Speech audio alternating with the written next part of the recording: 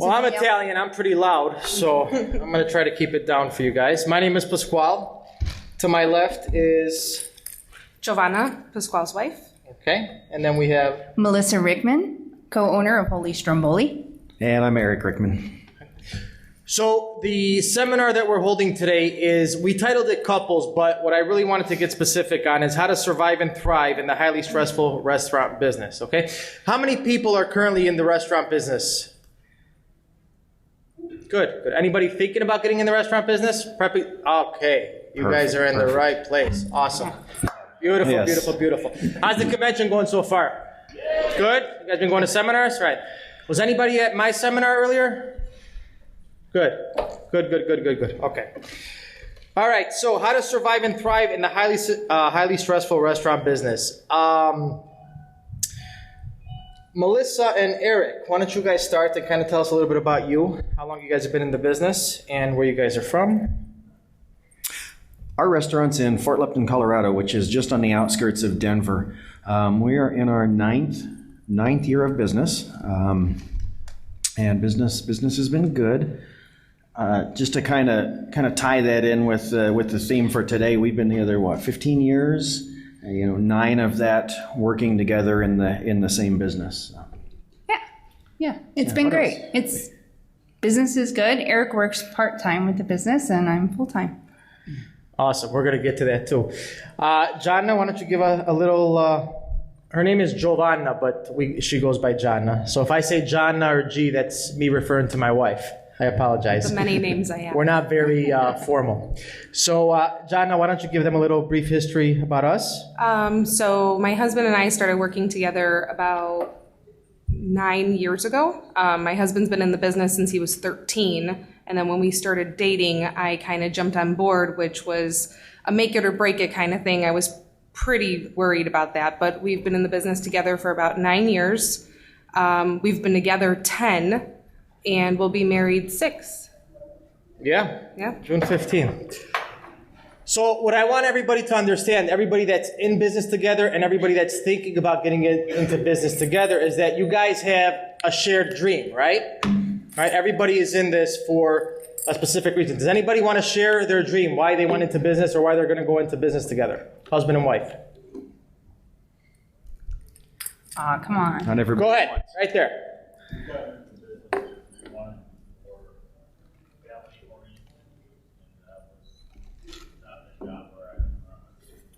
Mm-hmm.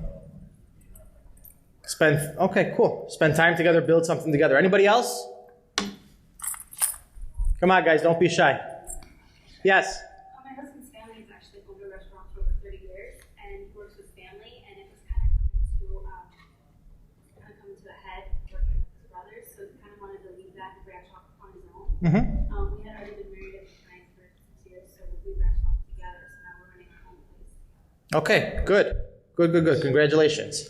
So a little brief history about me and my wife. I've been in the restaurant business since I was 13 years old. I grew up, my father had a restaurant. I worked in the restaurant. My mother worked in the restaurant. If you were at my seminar earlier, I spoke about how my father, one cook, we would work all the time. I would help him on weekends and after school at 13. My mother would be the delivery driver with my little brother in the car seat. That's kind of how I came up. I'm old school. It's true. So when me and my wife first started dating, when I was lucky enough to, I don't know how I convinced her to date me, but when we went on our first few dates, I would get phone calls in the middle of our dates. And she would not understand me walking away from the table. One time I had to leave a date to run to work. I'm assuming you thought I was lying at some point. I don't know what she thought I was doing. Yeah, I remember that day. I remember that day where we're actually at his apartment, and I was cooking dinner for us. And he got a phone call. He's like, I gotta go. And I literally just put all the food on the table. I'm like, what are you talking about? You have to go. You just left work. You just got here. You gotta go back. I didn't understand what it meant to be in the restaurant business. And until I jumped on board with him, dating was difficult when it came to work because of how you live and breathe the restaurants. It's not, you don't punch in, you don't punch out when you own them. So I didn't understand, and not working together actually made life more difficult. Cool. So whether you guys are getting into business together, partnering up, going to share responsibilities, share time, or even if you're part-time, like Eric, and we're going to talk to Eric and Melissa about it now, it's very, very, very important to be in constant communication and understand what someone's going through, what someone's doing. Because if you don't, it's trouble and it gets really, really messy. Me and her, the way we are, there's no way we would have ever survived had she not started working for us. And we would have never blossomed either if she didn't start working for us. I don't know what I would still be doing. So thank you for that. So anyone that's here that is not going to get involved with their spouse, what I want to just remind you guys, and what's very, very important, is the emotional support. Okay? I'm going to go to you guys real quick, okay? If you guys just want to share the answer, that's fine. How important, and you said part-time, Eric, right? Okay. So Melissa, how important is it to have that emotional support from Eric in everything that you do? Okay, so it starts back before we even opened the restaurant. I'll just give you a little bit of history. I was in corporate America. I always wanted to open Holy Stromboli. That was my dream. If it weren't for Eric really giving me that support and saying, you can do this, and I'll support us, and I'll be there for you, and you should do it, I really wouldn't have done it. So that support started day one. And then the support continued when I realized, holy hell, I'm in way over my head, like, what the hell, what am I gonna do? It's vital. There isn't anyone else on the planet who knows what the hell you're going through, to your point, right? Like, dinner's ready and you're leaving, I can't believe it. There's one person on this planet in that restaurant that knows how I feel. And there isn't a monetary value that you can put on that. The other thing is there isn't another person in that restaurant that knows how much I want to succeed and how much I don't want to fail, and who cares about that business as much as I do and cares about me as much as I care about him. For me, there couldn't be a better partner at all. And so that support is just key. Yeah. Yeah, especially when you've got a strong relationship to begin with. Then it becomes even stronger, I think.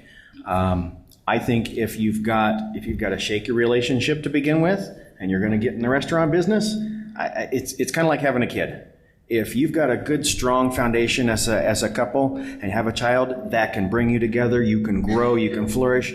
But boy, if you're starting off on shaky ground, and then you have a child, and there's a lot of comparisons in running a restaurant and having kids, right? I think that could drive you apart. But to start with a great relationship, it even gets better. And we always joke this is our second marriage, and I think it was only a couple of years after we got married that we opened a restaurant. So we joke that we got married and had 34 kids. Yeah. Good idea? I don't know. That's what we did. It's so funny because it's true. We chose not to have. We didn't have children for a very long time, and we come from an Italian family. So the first thing when you get married is, okay, when are you going to have kids? When are you going to have kids? When are you going to have kids?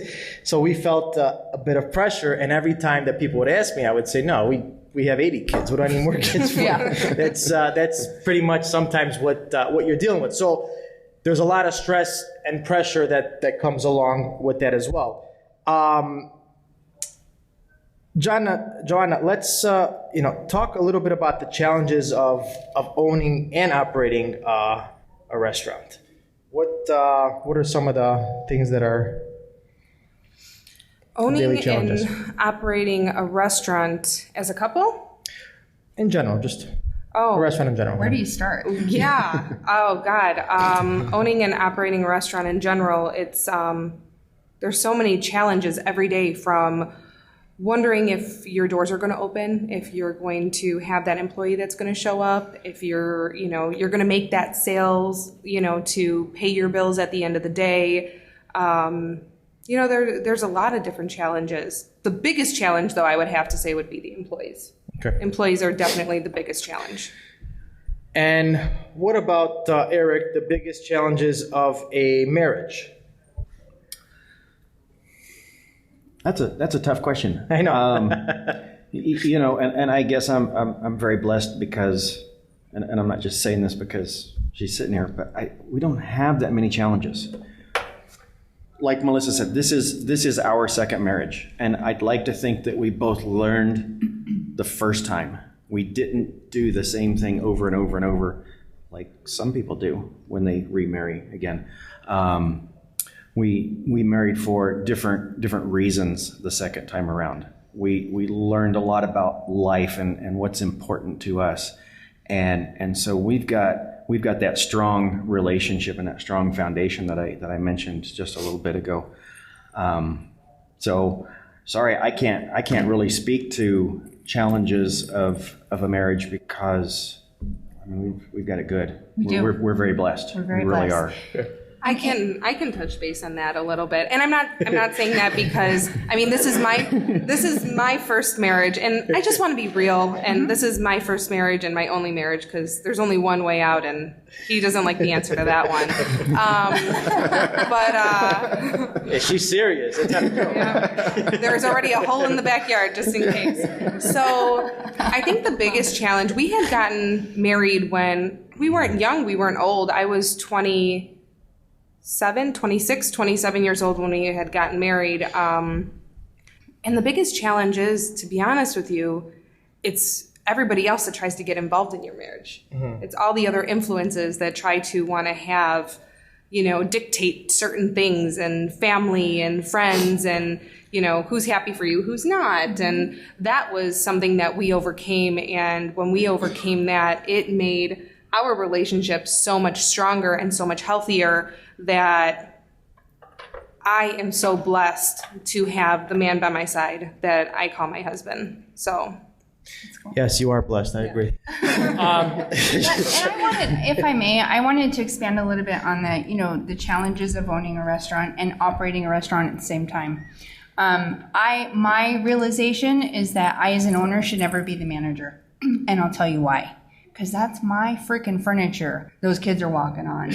That was my kids' college fund. That mixer in the back, that's my freaking KitchenAid mixer that I wanted my whole life. And you just broke the goddamn knob off of it. Are you kidding me? And so when I'm managing that place, I'm managing from here. And it's so hard to turn that off. And so for me, personally, that's been the biggest challenge of operating a restaurant and being the owner. So if everyone's following us now, there's two sets of challenges, right? We have the marriage and then we have the business. You see how this is going? All right, so this is why this becomes hard.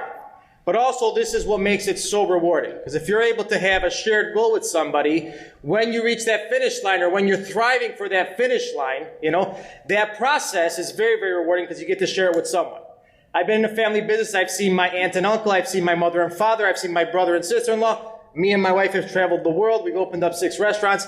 When you're able to go on that journey with someone, it makes it all that much more fulfilling, And a lot of times you need that one person you can lean on, because when you are in business, I guarantee you guys, I've had partners, I've had other family members.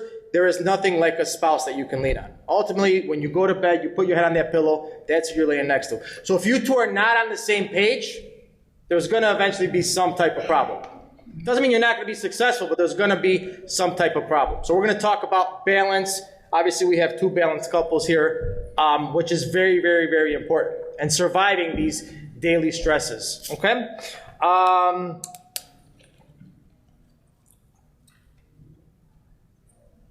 Let's talk a little bit about how and if you guys, Eric and Melissa, are able to differentiate your work relationship and your home relationship. No. We talk about work all the freaking time. We go out to eat. I'm like, oh my God, look at that. Oh, what do you think about that? Like, every opportunity is an opportunity for us to grow our business, to make each other better. Are there times that we need to not talk about work? Yes. And I think we know each other well enough to, read each other's body language and be like, enough, I've had it. Like, let's stop talking about it. And if not, we'll just say, hey, I'm kind of done for the day. Like, I've had enough. I always say, I've had enough holy stromboli in my life today. Can we just be done? And we respect that. And I know everyone says you're supposed to, like, hey, this is work time, but I will say, on the flip side to that, and I'll let you talk at some point. I'm not You're doing a great job. Well, thanks. We do have executive team meetings, which are he and I and our GM, and we have those pertinent conversations. When we're talking about money, when we're talking about things that are really requiring our full attention and that really have to be that serious conversation, we make time for that. But there's really, I don't know, it's not off limits. No. And I think to Melissa's point, when you are a couple in business, you have that opportunity to travel down the same path in life and see things and talk about things and what about this and what about that, that you wouldn't necessarily have with another partner. You know, those are the good things to talk about. Those are the positive, encouraging things. If we focused on the negative things about the business all the time, that would get real wearisome. And that's why we have time set aside to talk about those things, so that we're not bitching about things on a constant basis, but what we are doing on a constant basis is brainstorming, coming up with ideas and observing how others are operating and collaborating on those kind of things, if that makes sense. Yeah, I think it's really important to have that time, to have that partnership, because it's not that you are working a job, it's your life. So talking about it all the time, it's inevitable. Mm-hmm. It's not like, oh, we go to work, we punch in, we punch out, we go home, even though you're working the same job. You're building a business together. It's your child, it's your baby. You will talk about it all the time, but it's a really nice thing at the same time, because you have that one thing in common, that one more thing in common with your husband that most of the people that you know don't have that in common with their spouse. So when me and my husband, touching base on what you were saying, we call it talking shop. So, hey, we need to go have a drink. Let's head up the Mexican place down the street and go have a margarita. And he's like, go talk shop. I'm like, yes. I'm like, we need to go. And he's not going and talking shop with another coworker or with somebody else. That's with me. Like, we share that special bond. Mm-hmm. You know what I mean? So I hope I'm explaining that right, because it really is pretty cool when you have that you could share with each other and you can lean on each other versus worrying or thinking your spouse is leaning on someone else, whether you're the man or the woman. Well, and when you're on your own, you don't have anybody that you can kibitz with that knows exactly how you feel. And it's not you can go to your GM and go, these people are fucking killing me. Like, you can't say that, because then no wonder if you say that about them, which you do to your spouse. Yeah, exactly. Right? But there's that one person on the planet that knows just how you feel. Yeah. But then they actually care. So if you're saying it to your GM or you're saying it to your friend or whatever, okay, yeah, they're there for you. They'll listen, but they don't care the way that you do. Mm-mm. They're not really listening. They're going home and they're putting their head in their pillow and they're not giving a crap what you're saying, but your husband, your spouse, your wife, that's where, you have that support to make things bloom and to make things happen. Yeah, I'm just going to add, inevitably, as a couple, you have to remember you guys are on the same team, right? And it's you and your spouse above anything else. And things might get rough. Things are going to get hard at some point in time. So no matter what happens, always, like Eric said too, if you guys aren't on the same page to begin with before business, it's going to be hard once that business starts, because a lot of other problems are going to be exposed. So it can really be one of the hardest things you ever do, or it can be one of the greatest things you ever do. Yeah. And that all starts with the relationship from the beginning. To touch base too on what Giovanna said and Melissa touched on too, what I've seen and what we've done too is find a nice safe place outside of work or outside of your home where you can kind of have your time out and you guys talk shop, You kind of just calm down. Once you guys have a restaurant, or if you guys have a restaurant now, it's not that easy to kind of talk about your restaurant inside your restaurant, right? You're dealing with fires, you're dealing with people around you. It's at home, you're dealing with your home life. It's kind of nice to have that third place where you can just have a drink or just have a coffee and a tea, and that kind of be the safe place to talk to each other about issues. Definitely have a drink. Drinking alcohol and tea. Alcohol is a necessity. So I know we do. We're going to talk about it. Eric and Melissa, do you guys ever fight about work? Okay, this is not Disneyland. I'm not full of shit. We don't fight, and we talk about that all the time. Like, if it was me and my ex-husband, we'd have freaking killed each other. It'd have been like a body mark, like right there on the ground. But we don't fight. The thing is this, and I'm not it's not BS. Eric's the most thoughtful person I've ever met. And his only purpose in this is to see me succeed. And he tells me that all the time. That's I amazing. just want you to succeed. That's amazing. So whatever you want. And there are times where I get a little bit bitchy and he's like, well, if that's what you want, you know, if you want me to back off, I will. And I'm like, no, don't back off. I was just being grumpy. Like, he's brilliant. He's smart. And sometimes I do get annoyed because maybe he's right and I'm not.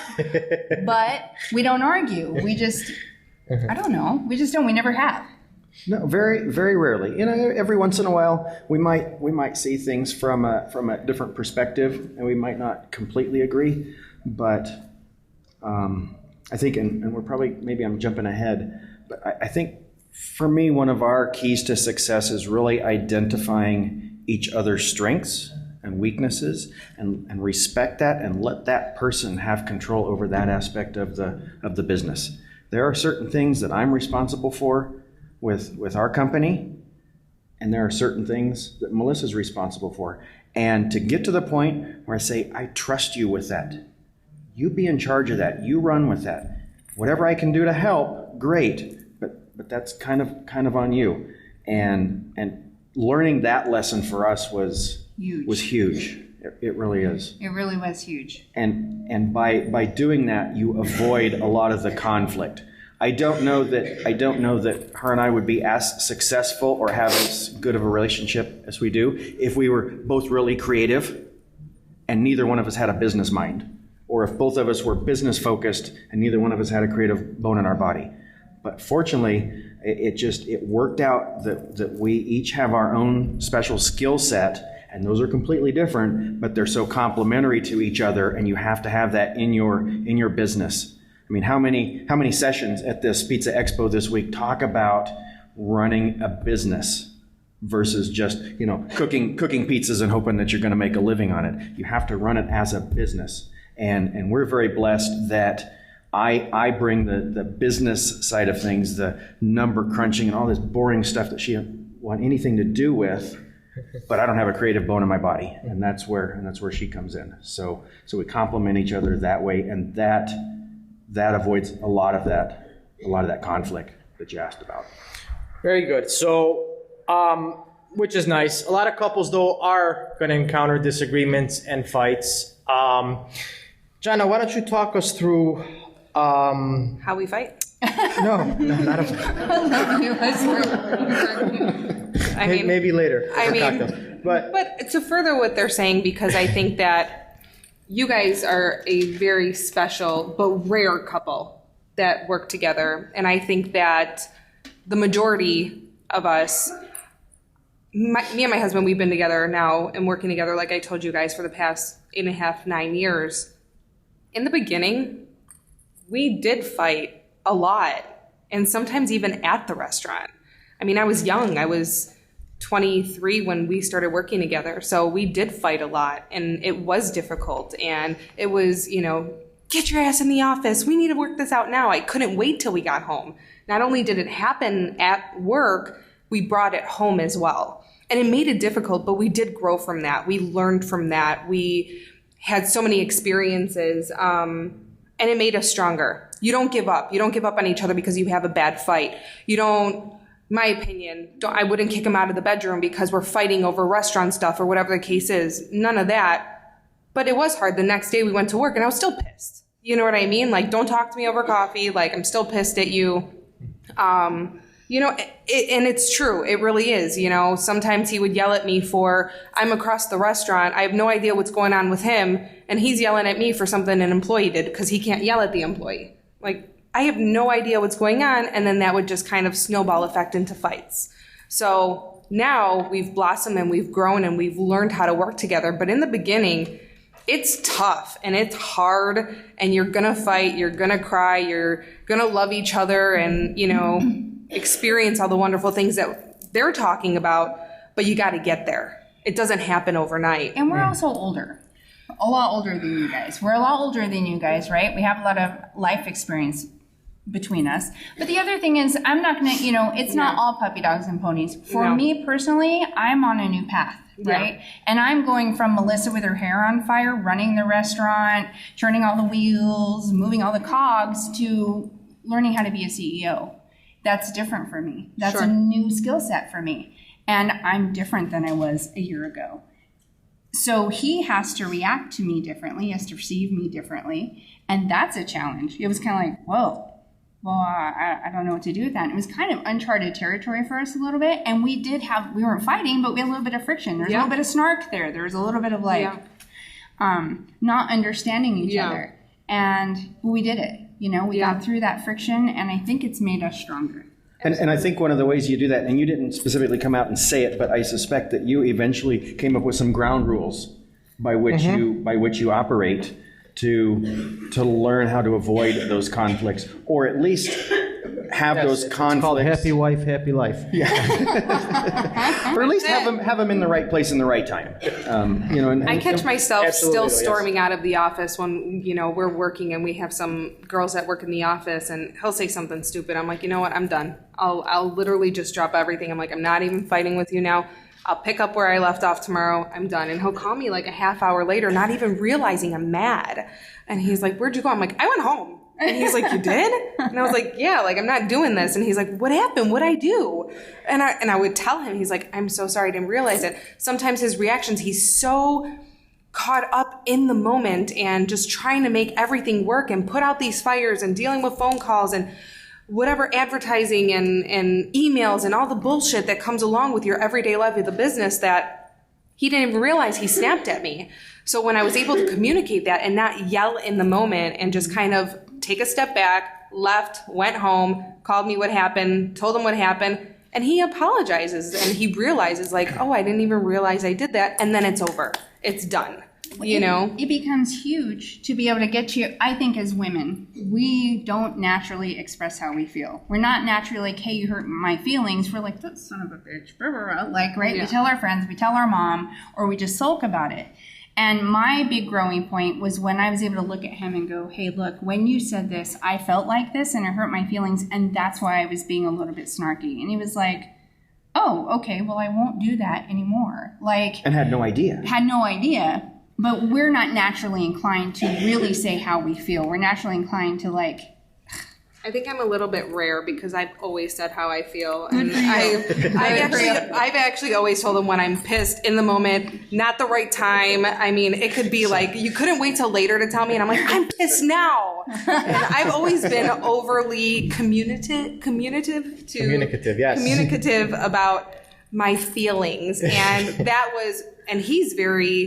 he doesn't talk about his feelings, so we were coming from two different mindsets to where. Yeah. He had to start talking about his feelings, and I had to kind of like, can you wait like a half hour to say that? Because you might calm down a little bit. So talking about all this, one of the things everyone's going to have to deal with eventually as well, because you can't just work you and your spouse, is employees, and the mistake that I've made, that she brushed upon is that, sometimes we would argue in front of employees, or sometimes we would create tension in a workplace, and we're not even aware because we're so wrapped up in each other that you're not realizing that you're making 4, 5, 6, 7, 8 people uncomfortable, Mm-hmm.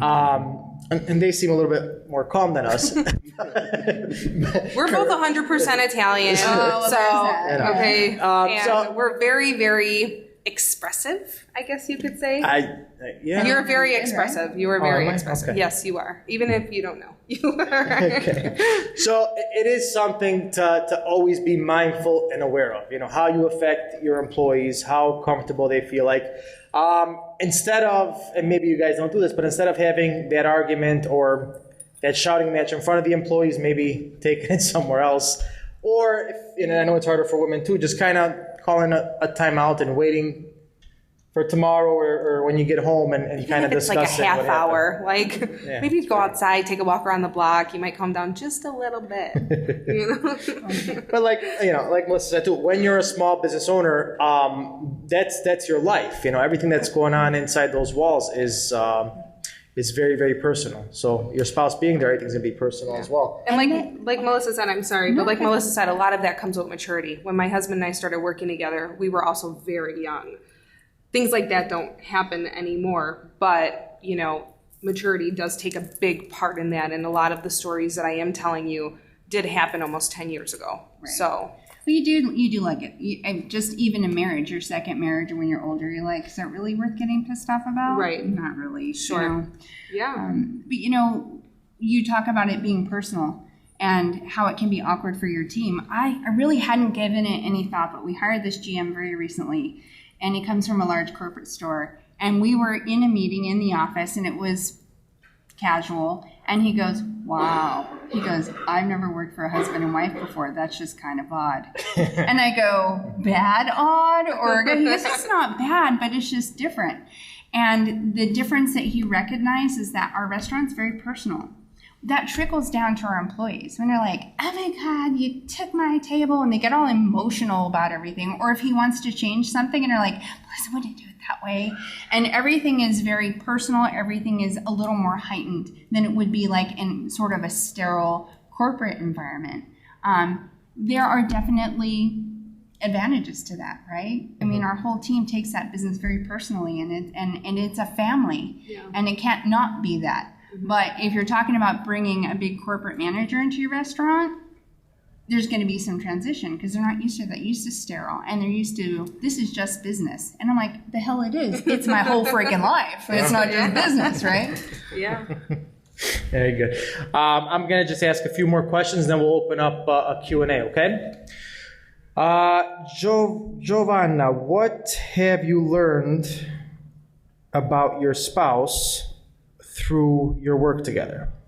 Uh-oh. So I've learned that he honestly, and this is in all honesty, that he cares more than anybody I have ever met about other people. Not just about the restaurants, but there's times, and he was saying this in the previous seminar that he did this morning, and it's 110% true. If the restaurant wasn't doing good and, numbers dip, because it happens, you go up, you go down, it's not always an upward incline when you have a business, and numbers dip. He would lose sleep at night thinking about our employees and how they're going to provide for their families if they no longer had a job. And I mean, just the amount that you would care about them and worried about how they're going to put food on the table, or, what about our employees' children and how are they going to live? And I just learned that he is the most genuine, caring person I've ever met in my life. Eric, what have you learned about your spouse working with him? I've learned a ton. I've learned just how creative she is, and smart. But what I really admire is her drive, her gumption. She sets her mind on doing something, and she does it. And along with that, I've learned that sometimes she does it, and she does it very quickly, and there's not a lot of discussion. And I'm a planner. I like to make sure I have my plan in place, and I've researched everything, and I take all the appropriate measurements and all the factors, and 3 times. Yeah, and then I step off the curb, right? Where Melissa's the opposite. She gets an idea and she acts on it very quickly, and I've learned that I need to understand that, I guess. We've kind of come a little bit closer to the middle. And balance each other out that way. But I mean, I'll let you tell the story about the speakeasy. I mean, that was a big learning moment for me. Well, we have this building, and we've got a 3,000 square foot basement, 3,500 square foot. And every time I'd ask an employee to put something away in the storage area, inevitably they just dump it downstairs anywhere. And I was down there cleaning up one day, and I said to him, this is a waste of space. And people want to have parties. We need to build a speakeasy. Like, just clear out this whole space and build an event center. And he's like, that's a really great idea. I'm like, you think so? He's like, yeah. I said, what do you think about that? He's like, it's a good idea. I'm like, cool, awesome.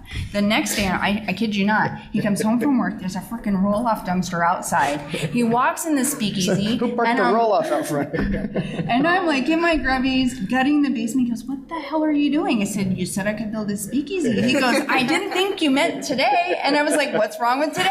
It's a great day. Lesson learned. Yeah, very important lesson learned. We said yes. Well, to that extent,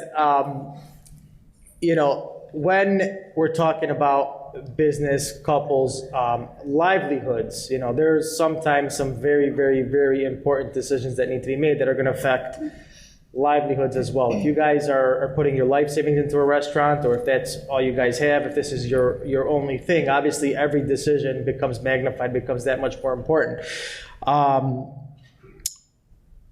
John, how have you learned, or how does that work with a couple when there's a big potentially life-altering decision to be made? What's the best advice you can give the audience? So I think that when you come to business together, you have a man and a woman, and there's somebody that's going to want to dominate that and make the decisions and say, okay, this is what we're doing and that's it. And then you got your partner that's in the business and say, whoa, back it up. Like, hold on. Don't just run off and just do your idea. Make sure you guys come to a full agreement. He said yes. He did say yes. Well, I kind of nodded and smiled. That's a great idea. But let's say, that's a big decision. That's a lot of money that's going to go into that. Let's say your spouse comes home and says, I think we should open up another restaurant. And you say, hold on, time out. Let's talk about this. And he just runs off, or she just runs off and opens a whole nother restaurant. Bad idea. When it comes to big decision making, make the decisions together. Put your ego aside. Who cares? Sit down, discuss it, talk about it. Because if that idea goes well, great. You guys are both happy. You're celebrating. It was a great idea. Wonderful. If the idea goes bad, which it may, more than 50% of the time, then you got the blame game. Then you got, I told you shouldn't have done that. Why did you do that? Why didn't you listen to me? Wait until your spouse agrees. And then now the next question is going to be, well, what if you can't come to agreement? Well, you have to wait until you do. Don't do anything until you come to agreement. Now, the other side might have to give in a little bit and say, okay, you know what? I don't agree 100%, but I'm going to trust you. And trust that decision. And if it does go bad, be okay with it. You made the decision together. You weren't 100% on board with that. It's okay. But if it does go bad, be okay with it. Honey, it was okay. We made a mistake. We both agreed on it. Let's move on and let's keep moving forward. Don't do the blame game. Don't hold on to it. Don't get mad. You probably lost some money in that, but it's okay because you are going to make mistakes. It's going to happen. It's inevitable. And in order to grow, you have to make mistakes. Yeah, one of the mottos we kind of live by is we win together, we lose together, but we fight together no matter what, So you guys are ultimately, fighting together, right? Through thick and through thin. That's the biggest lesson we've learned. Yeah. Right? Yeah. Okay. Yeah. Okay, so I think we have 20 minutes left. Open it up to Q&A unless you guys wanted to add anything else. No, the only other thing that I would add, kind of going along with what she said, is yes, those big decisions should be made together. But I think one of the keys to our success is we've identified that. I mean, Melissa is the CEO of the company. Ultimately, she's in charge. And you put all your egos aside, and there are some times where I just have to say, you know what? You're the CEO. That's your decision to make. And if we weren't able to do that, and you have conflicting people at the top, then that's you're going to set yourself up for trouble. But to be able to, it's no different. It's no different than a corporation. I mean, that's what we're running. We're running a corporation, and as the CFO, when we meet to have our strategic planning meetings, I provide financial reports. I report to Melissa and the executive team, and they take that information and do stuff with it. Just like any other corporate job, we really have that mindset that that's how we operate. It's not Ma and Pa Kettle trying to run a restaurant. It's a corporation, and it's serious business. So I think, at least for us, one of our keys to success is having that hierarchy where she's in charge. She's in charge. And I had to learn that because, and very recently, because I think I brought my wife role into that relationship a little bit. And if he said no, I was like, okay. But it's not really what I wanted, and learning that as the CEO, I have to assert my opinion, and what I want for the company. And for him to learn that that's okay, that we have our respective roles was huge. It was huge because the CFO never wants to do anything. The CFO is like, don't spend any money, keep everything the same, and we'll be fine, and that's not what the visionary of the company does. Really coming into our own roles and not saying, okay, we're not equal. We have different roles. That, I think, opened up so much for us. I think you're right. It's a good point. In a perfect world, you want to try to get to something like that. That's amazing. That's really great that they're able to differentiate. But again, how are they able to do that? There's respect, right? And then there's trust. You could tell they completely trust each other, and they put their egos aside and put their business first. And God bless you. All right.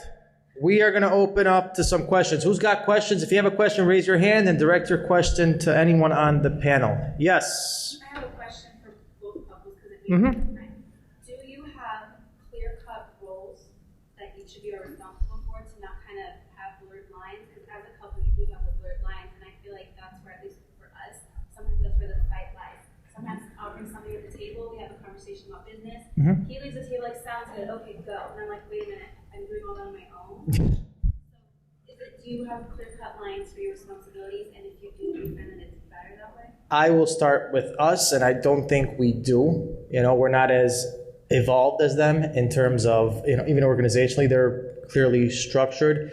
And that's what helps them get through a lot of stuff. We kind of just go by the hip. We're a small family-owned business. We still operate like a small family-owned business. We shouldn't at this point in time, but we kind of do. And that's just how we've done it. We've grown so fast over the years where that's just kind of how it's been. I've grown up 13 years old in the restaurant. I've only seen it done one way. That's how I have always done it. So to your answer, I think we operate a little bit more kind of like you guys do. And she might come to me with a great idea, and I say, yeah, go ahead. And then she's like, what do you mean? But they obviously have a strong structure and process to everything that they do. So, well, and I don't think it's strong. I think it's different. And here's a lesson that we learned very early on. We built our restaurant from the ground up. It was office space, and we gutted this 106-year-old building. I am the creative one. He is the numbers guy. Okay. So in the beginning, we didn't really observe that or recognize that. So I'm picking out paint colors, and he's like, well, don't paint too dark because it'll make the building look small. I'm like, 17-foot ceilings. Like, nothing is going to make this place look small. Leave me alone. But he was like micromanaging all those decisions, which he knew nothing about. But he just wanted what was best, right? And that's all that any of us want. We just want the best. And so he was, having an opinion about all of that. And it was stressing me out. So much so that whenever he asked me what colors I was painting, I was like, beige. Goddamn oatmeal beige. And then I snuck out to Home Depot and I bought red and brown and beige and chocolate and all these colors. And then I showed up and he was like, what the hell? And then, he was skeptical, right? And he was like, oh, geez. And I just said, leave me be. Let me be. And if you don't like it, we'll color it beige, right? And it was a pivotal moment for us because when he saw those colors up on the wall, he was like, okay, all right, I get it. You can do that. And I don't need to manage that. I don't need to be a part of it. Same thing with numbers. we hired a bookkeeper who kind of hosed us on our taxes. And it was a small quarterly filing, but we're pretty conscientious. We don't like to fall behind. So I said to him, that's never going to happen on my watch again. You show me, right? So I'm sitting at the desk. My hair is sticking up everywhere. I'm like, why do we have to pay taxes just to have employees? Are you freaking kidding me? Like, this is the biggest pile of BS I've ever seen. And he walked in, he's like, you don't have to do that. I'll do that. That's what I'm good at. And that was my epiphany, which was, you are great at this. I am great at this. Why don't we just say, let's take care of our own things. And if you need my advice and you need me to bounce something off of, fantastic. Otherwise, you do your thing and I trust you. Would you agree? Mm-hmm. Yeah. So to answer your question directly, yes. In our organization, we do have very defined roles. And as the CEO, it's her job to manage those things. It's her job to manage all of the initiatives in the restaurant. She might have an idea for the direction that the company needs to go, and that involves me, that involves Bobby, and that involves Sally, and we've each got our own little piece of that. Her piece is to manage the whole organization. And I think that is the correct way to go. You know, ultimately my husband, he runs the company and I help out in certain departments that are my strengths. But especially in the beginning, the lines were extremely blurred. Yeah. So. Does that help, guys? Yeah. Sorry, Melissa. No, I think you're right. That is how it starts off. You don't know any better. Right. Right? Well, you're both just trying to do what's best, you know? So a lot of times, even working in the restaurants, a lot of times you'll have employees that are going to come to you and they're going to ask you a question and then they're not going to like your answer and they might go to you and ask you the same question without telling you that they already went to her and they'll get a different answer. So it's a lot like parenting, guys. You know, if you go to mom and you don't like what she says, you go to dad, right? Yeah. You know, so that's something that's going to happen. He knows what it is. It really is, and you started to make that point earlier, and I was going to chime in. You have to have that united front as a couple owning and operating a restaurant. Yeah. Even if you don't agree at the moment, you absolutely can't let that show. Just like parenting. Ironically, we started this with Melissa saying about 34 kids. So exactly. Yes, exactly. The gentleman all the way in the corner. Thank you for being so patient. First of all, my English. Your English is fine. Go ahead. Fine. Okay. I speak Spanish. What language do you speak? Español. But anyway, so we are owners for 8 months. 8 months. I have experience 20 years working at pizza. Okay. Now I'm opening my own restaurant. My wife is part of the business, right? She's a brain, I'm still a hard worker. But the thing is like when you guys working like, there's no worse than the business. When I come home, I say, oh my God, we sell a lot of pizzas today, I'm so happy, and she go like, no, you put me that. I mean, I don't know how you guys like. I'm the number. Yes. Nobody may come up with a number. Right, yeah. Come home every day and tell me we sold pizza every day, not just one day, right? What do you? Her and watching me working, how is my work? Because it's very hard, and you know that. Oh, yeah. Pizza is like so much work. It's not just sit down, make it or something like that. Oh, that's a lot of work too, though. That's work too. That's work too. But sometimes I come in so happy. She put me down like Okay, so remember this. You guys are on the same team. Yeah. Right? You guys are on the same team. You guys both want the same thing. So that's very, very important to remember. So maybe what's your name? Marco and Tony. Marco and what? Connie. Tony, yeah. Tony. So you guys always got to remember that. Take it easy on each other, But I'm so sorry. No, go ahead. You are me, and Tony, you are Eric. And so I'm like, oh my gosh, everything's puppy dogs and ponies. And he's like, yeah, but here's the bottom line. And did you know that we only pulled in this much last quarter? And I'm like, why you got to bring that up? I was having a good time. But here's the thing. She's the yin to your yang. Because without him, I'd be off to Jones's. I would be doing stuff without, not that I'm not cognizant of the numbers, and not that I don't have a pulse on the business, but he's my ground. He keeps me grounded because I would jump at every opportunity that sounded great. And I'd be off, I don't know, smelling roses because everything's fine. Everything's great. And you need her. And if you can take what she's saying to you, not personally and not as a dig on your accomplishment, because it isn't your accomplishment, right? When you have a great day, you're like, hell yeah, I conquered the world and I did this. And then she's like, yeah, but the numbers, right? It's not personal. That is how she shows that she cares. We show that as the workhorse, we show that we care about our people and we care about a business and we care about our spouse by our enthusiasm and by doing the hard work in the restaurant. And how they show they care is, please be aware of what's going on. I know that you had a great day. There's still the numbers. And you're like, yeah, I know. I don't need to be reminded, but that's what they do. And that's what they're good at. So take the personal aspect out of it and just know that that's her contribution to the business. And thank God for it. Because I don't have that. That's not how I'm strong. And thank God I have him. Tony, stand up. Yeah, stand up. Do me a favor. Look at your husband. Tell him how proud you are of him.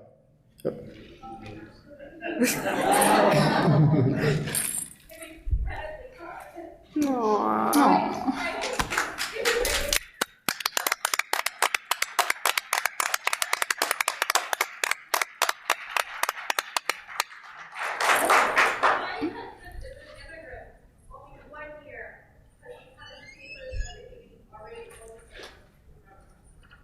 That's amazing. Nice.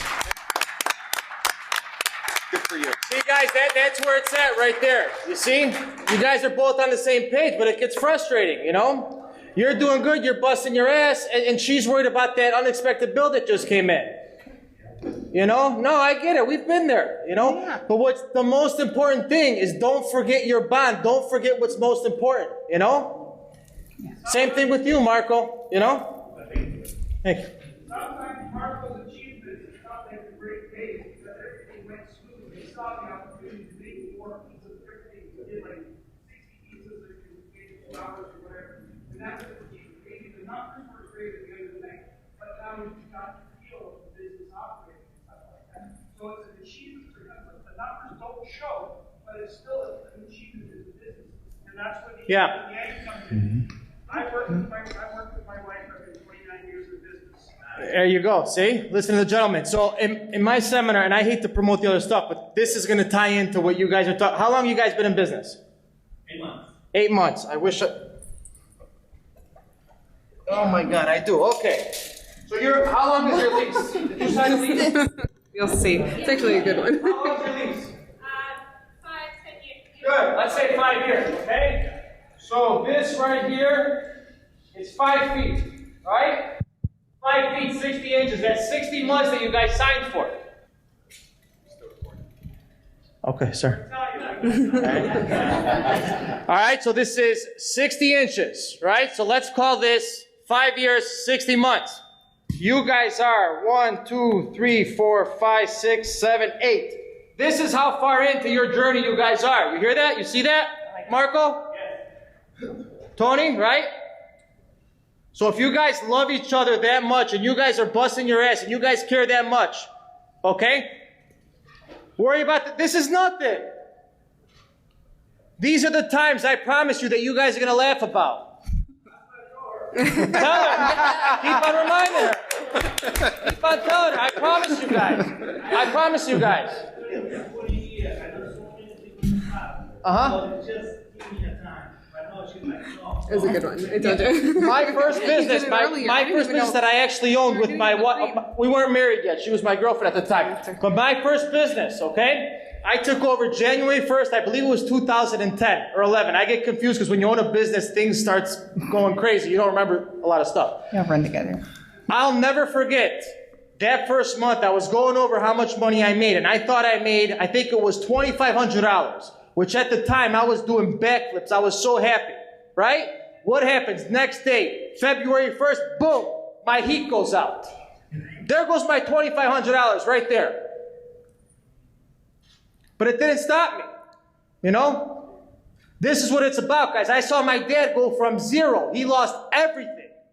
Everything. We lived in Italy. I don't even know how he got all of us back here. Lost everything. Came back with 3 kids. I don't know where he got the money to open up a restaurant. I don't want to know where he got the money. All right? You know? And he built something for himself. He owns over 10 restaurants now. Okay? I told the story earlier, and I'm telling you again. I was 13 years old. After school, my mom would drop me off to help out my dad at work. My mom was a delivery driver with my little brother in the car seat. Anything is possible in this country, and anything is possible if you guys love each other and you guys bust your ass. Be committed, I promise you, okay? But don't forget to tell him how much you're proud of him. You know, because when you, and Eric, the numbers, you know, she's got to look at that stuff, and it's hard to look at the other side, but that's where you guys got to form a team, and you guys got to bond together, okay? Sorry for... No, she wanted to say something. Yeah, but... Just follow up. My kind of attitude is anybody who's in here is going to make it because we're here to learn, right? So when you're first starting out, how do you, so he asked, where's my paycheck? I said, you don't get paid. You don't have to get Oh, you should have came to my seminar this morning, man. You're the last one to get paid. You don't get a paycheck. You own a restaurant. Paycheck. So, but when you're starting out, like, as a couple, I mean, I know the business answer, right? I've owned other businesses that are not restaurants, but as a couple, it's different because I'm telling them no, right? Like, I'm telling my husband no. I'm not telling the manager. Yeah. You gotta, go ahead, Melissa. You got to separate it. You are telling your manager no. You're not telling your husband no. If you can't, that's where I say that we do differentiate. And if you can't unblur that line, then it will be hard. It was hard for us before we had this realization that I am the CEO, he's the CFO, and when I really want something and I know it's right for the business, that I have to stand up to not my husband, my CFO, and say, this is the direction we're taking this company. This is what I want. Now, I'm not a bully, and I'm not like, oh, we're doing that. I don't care what you say, because I value the input of who? My CEO, my GM, my accountant, my financial planner. I value their opinions. He is one of those experts. I'm not a CFO. I'm not an expert in those finances, but he sure as hell is. So if he's really cautioning me against something, I need to take that into consideration. You have every right to tell him that, but you have to look at him as the manager of that store and not your husband. And that's where you do have to draw the line. I'm going to share one more story too for you guys and everybody else that's struggling or just started a business, okay?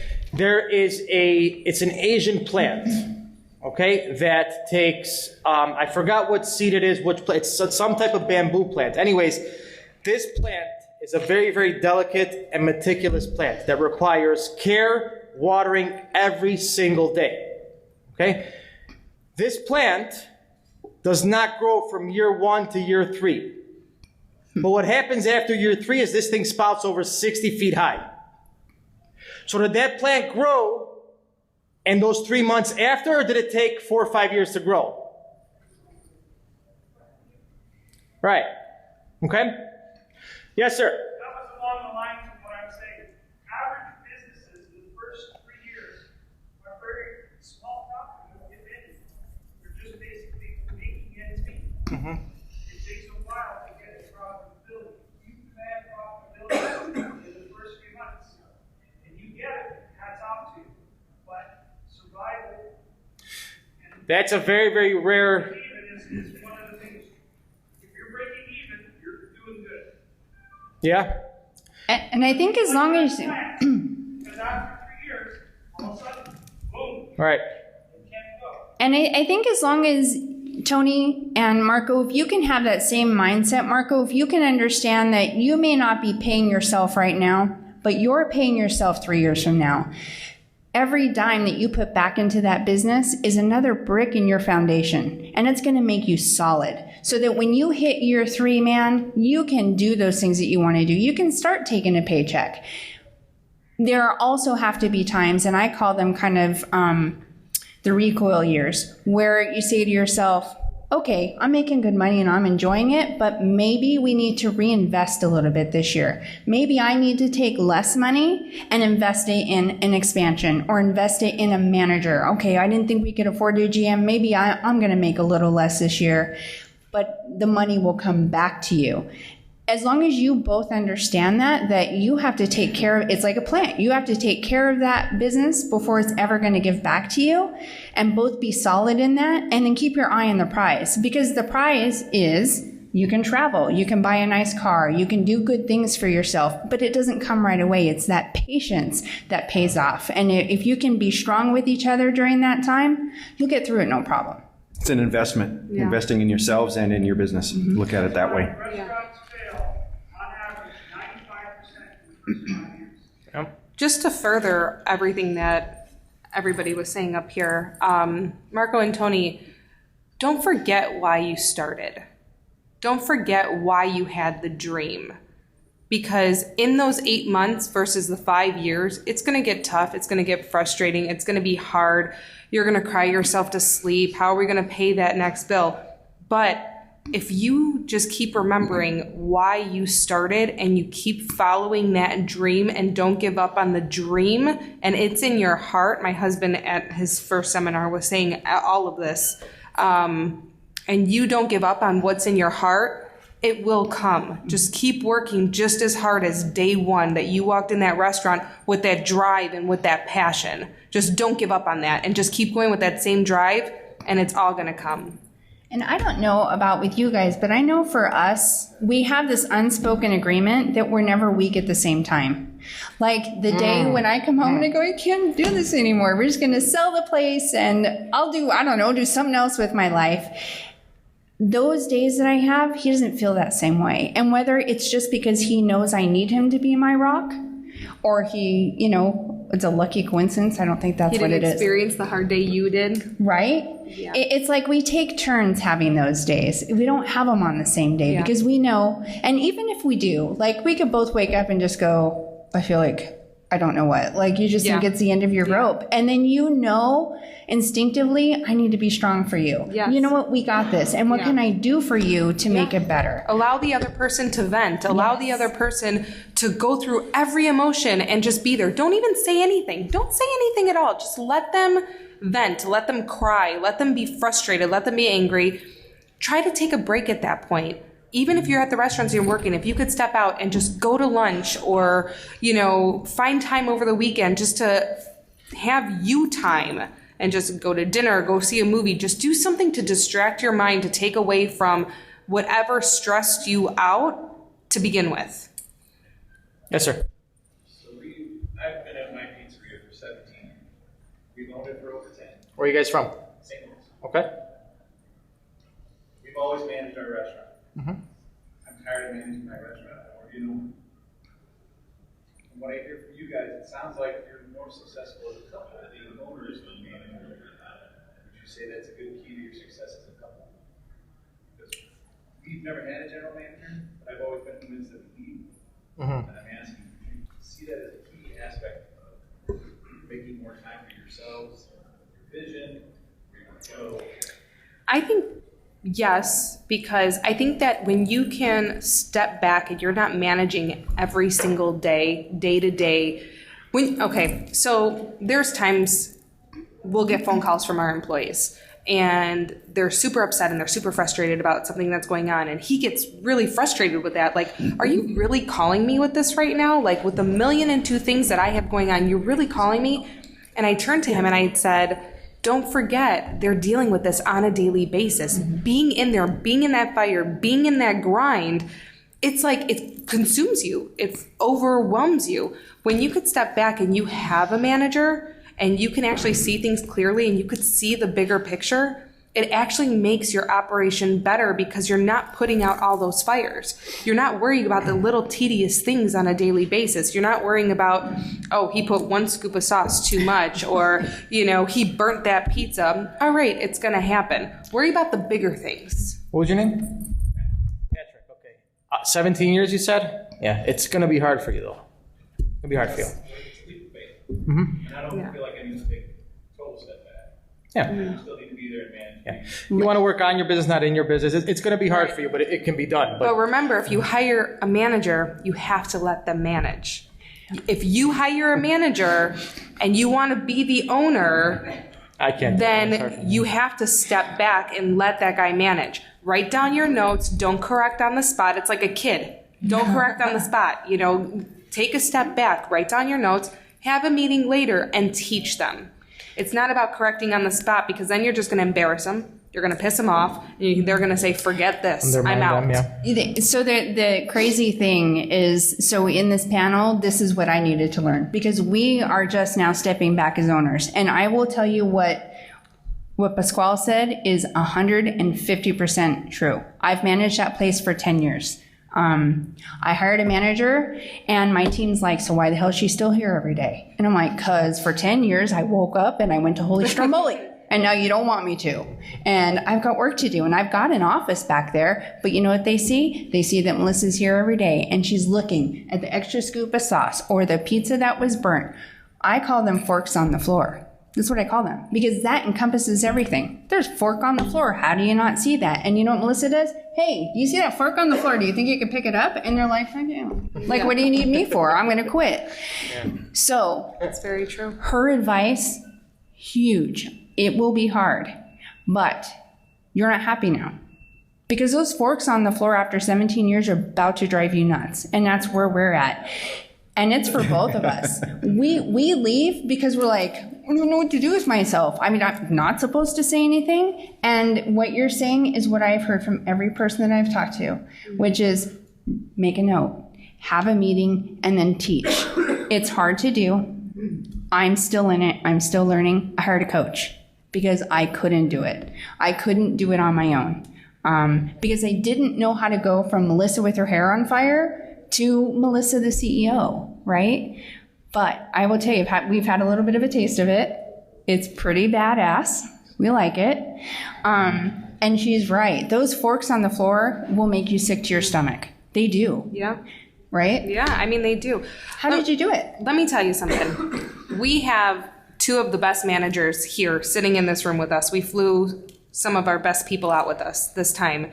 And if I walked in, it's their stores. It's not my store. It's their stores. They run those stores. You know, I mean, you can ask them. If I walk in that store and I'm pissed off about something and I go up to them and I yell, Sergio, I especially like to yell at him. But if I go up to him and I yell at him, what he tells me, gee, I got it. I got it, gee, I got it.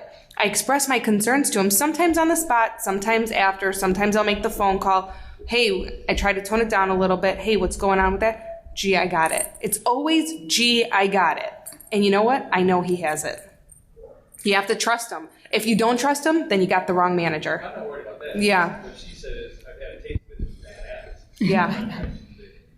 Yeah. Being an owner is great. Badass right Yeah. Yeah. But you know what I mean? Absolutely. Well, and as long as it took everybody to convince me of it, it took a little longer to convince Eric of it. Because for us, we're like, there's all these forks on the floor, and you want me to step back from that? Like, you're not noticing that shit when I am here.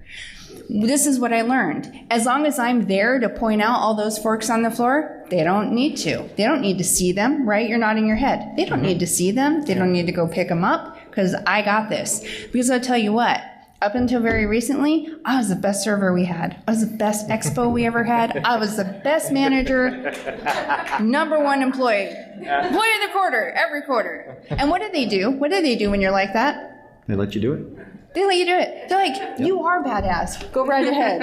In fact, I'll just sit here and watch you do it. Any other questions, guys? Yes, go ahead. Speak a little bit higher, please. Small business, 4 employees, Uh-huh. a little big place, and I'm trying to make the leap from working in it I'm working in it, I'm working it, waitressing, I'm cooking pizzas, we DJ, we do it all. We do it all. We're trying to find ways to get bigger, we're opening a second location. So I don't want to get caught in that loop. And so I'm trying to figure out what is the best method to, because we're in such a tiny town, it's failed. And I need to work with a corporate brand for my business. Yeah. So let me just recap. So it's 4 employees, including you guys, or in addition to you? I have there's 5 of you.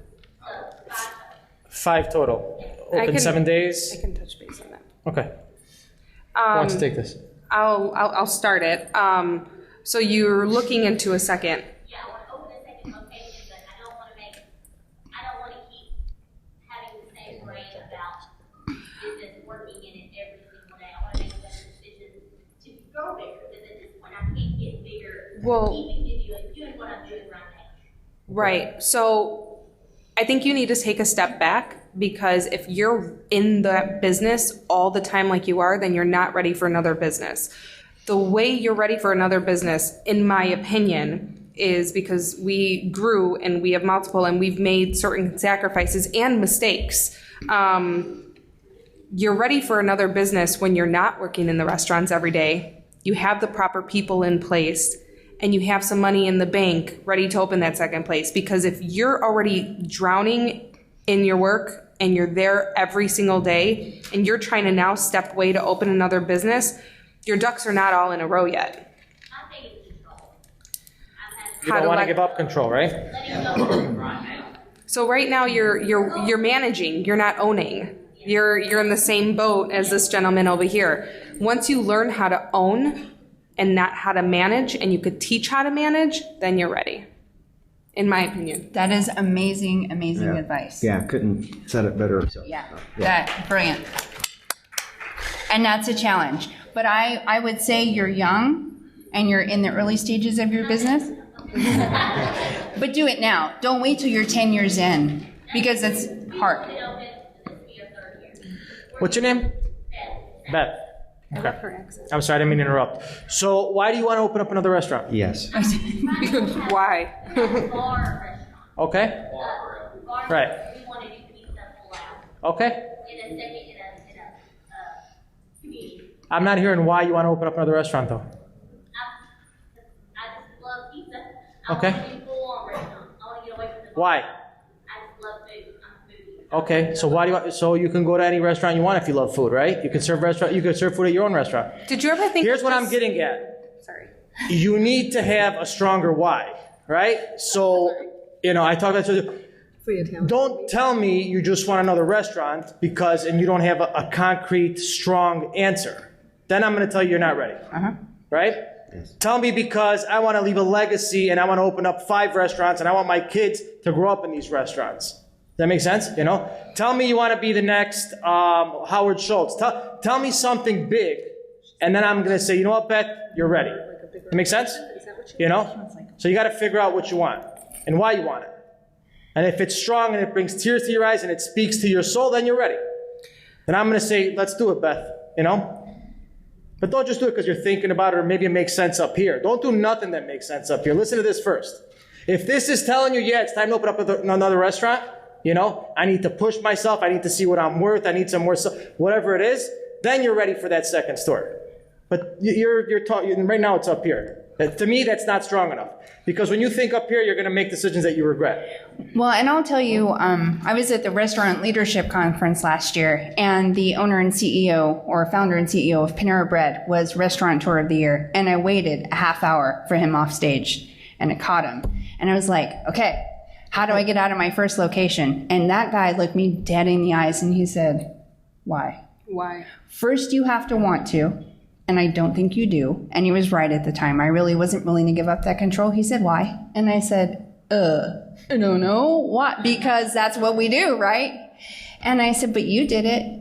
He said, are you profitable? And I said, very. He said, why? Why do you want another set of fixed costs, another set of employees, another set of overhead when you're successful? Are you happy right now? And I said, yeah. And he said, stop where you're ahead. And this is an important thing. If anyone's thinking about restaurant 2, 3, 4, 5, whatever, just because you open up another store doesn't mean you're going to make more money.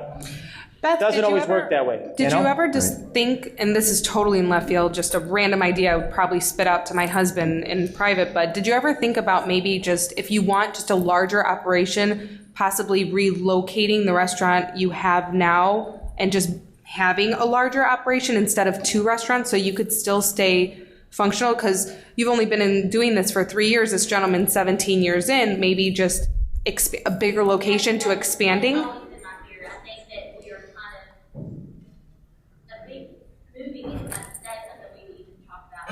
I think we're expanding to what we can do in that particular location. And I think that's a lot of my idea is I want to do something bigger, but I don't think my location is capable of that. Keep growing. So and that's the same thing with organized. Maybe just changing locations, keep that operating, because then what you can do is keep that operating so you could pay the bills while you're doing whatever work in the new location, and then kind of doing like a re-grand opening so that you don't have 2 restaurants. You could stay doing what you're doing and then slowly continue to grow after that. I like that. I think that's great advice. Yeah. We help you with that, Beth? Nice. Anybody else? No questions? Okay. All right. All right, well, thank you to Eric, Melissa, Giovanna. Thank you, guys. All right, thank you for everybody to come in. I hope you guys took something out of this. If you guys have any questions, we'll be up here.